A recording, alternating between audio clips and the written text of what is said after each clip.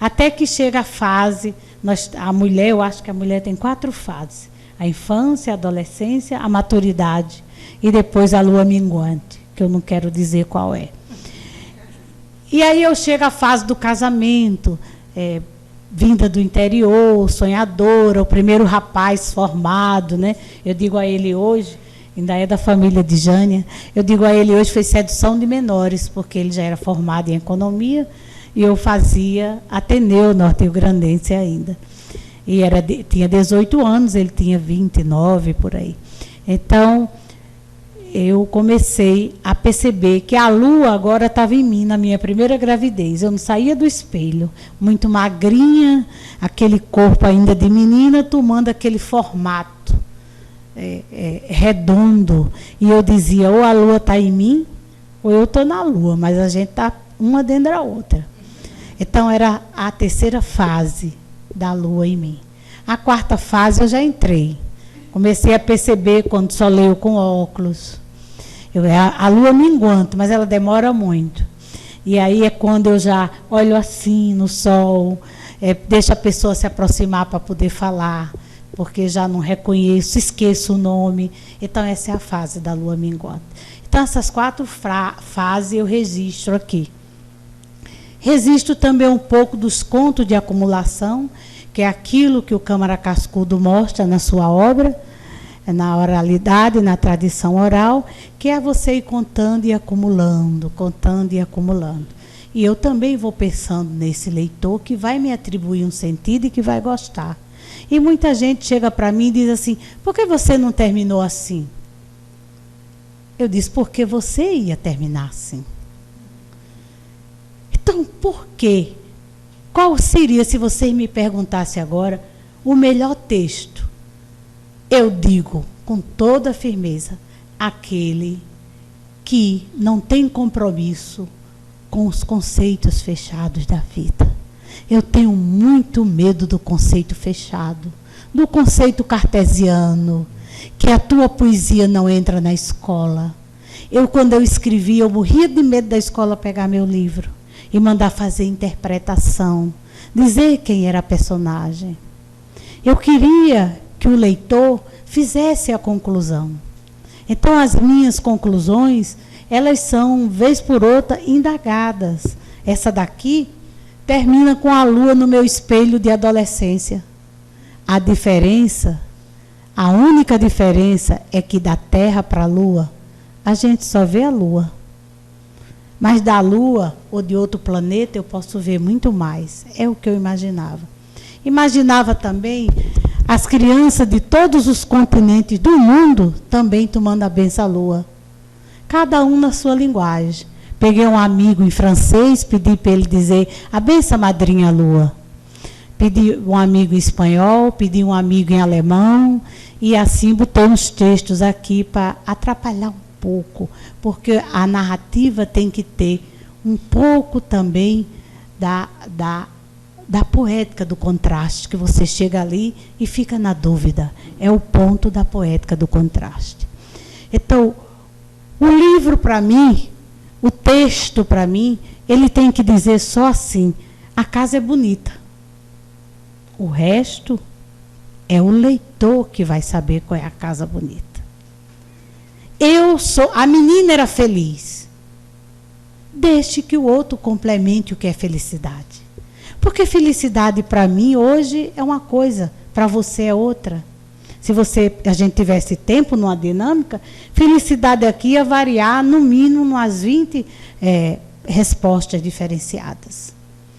Eu peguei um livro de um autor muito famoso, e eu vou dizer o nome, porque eu já estou com 60 anos, posso dizer os nomes dos autores que eu leio, e sinto que eles não conhecem nada de pedagogia, nem têm tanta leitura como aparentam ser. Eu peguei o Gabriel Chalita, e ele era, nesse tempo, um educador, e aí ele estava no congresso, e eu peguei de propósito, e fiz uma crítica, porque o livro dele infantil começa dizendo assim: era um menino muito lindo, louro de olhos azuis.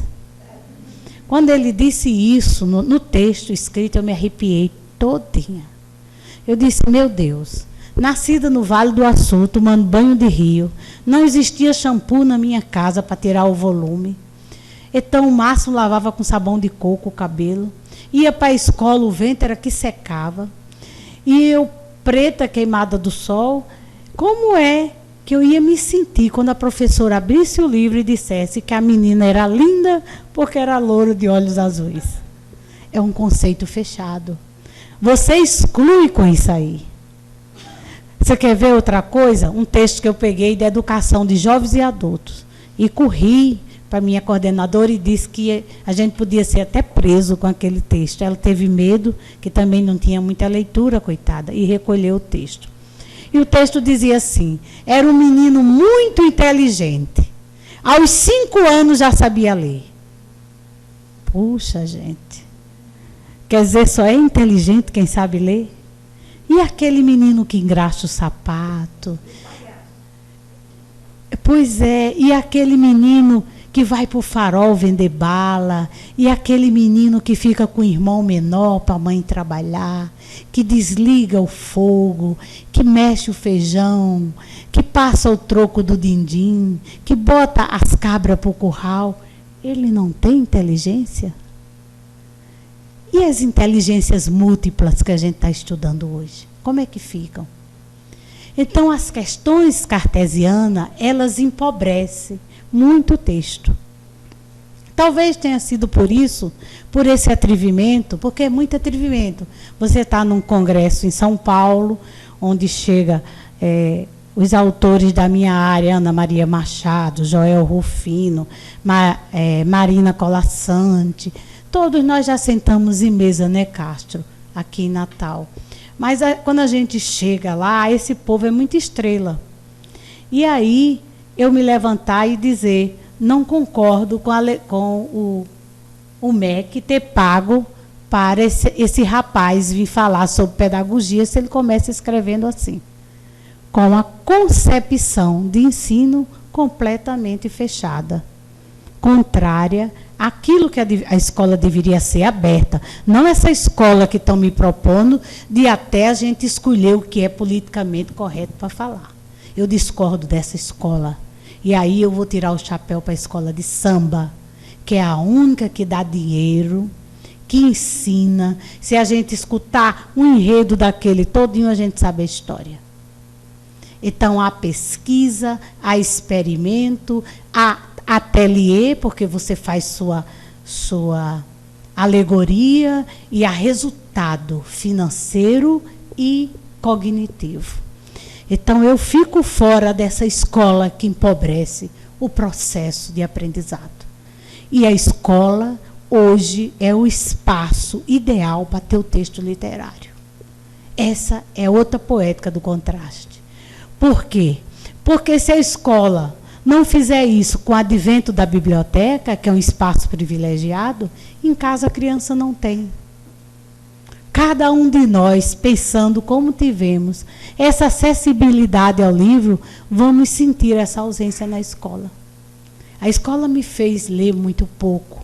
Quando li era um ponto comprido, de Souto Maior, contando a história do ponto de vista do branco, do ponto de vista do colonizador, do ponto de vista do dominador, do escravocrata, do latifundiário. Nunca era do ponto de vista do outro lado. Não que eu tivesse nada contra eles podem até estar certo. Mas quando você conta do ponto de vista dos dois, aliás, cada ponto de vista é a vista de um ponto, de Leonardo Boff, isso serve para que a gente reflita que não é a minha opinião que vai predominar, mas o espaço que eu vou deixar entre a minha opinião para ouvir a sua e a gente interagir. Então, para mim, literatura, encerrando, tem esse compromisso. O texto é feito para o leitor. E o leitor é quem vai tirar as suas conclusões. Quem tem a razão? Quem escreveu ou quem leu? Quem leu. Porque ele é que atribuiu o sentido àquilo. O meu último texto está pronto, segundo a editora, e eu falo, até conversei com Maria do Carmo, sobre a visão da criança branca com a babá negra.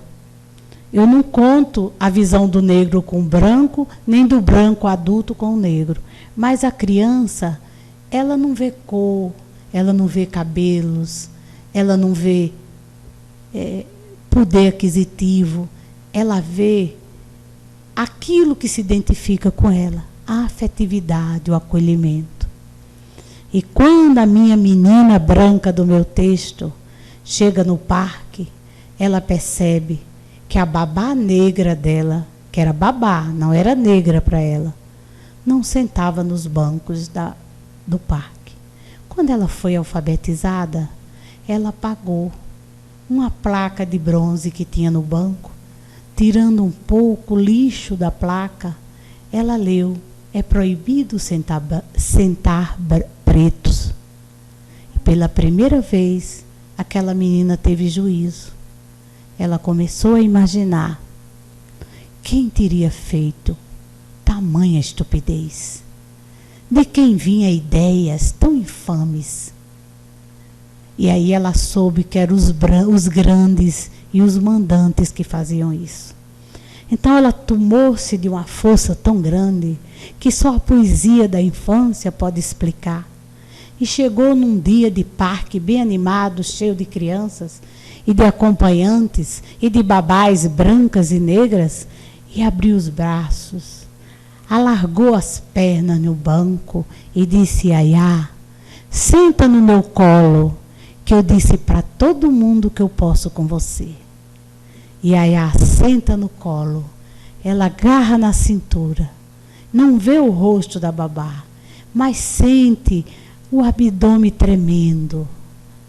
E ela simplesmente termina dizendo assim: foi a primeira vez que eu vi Yaya chorar.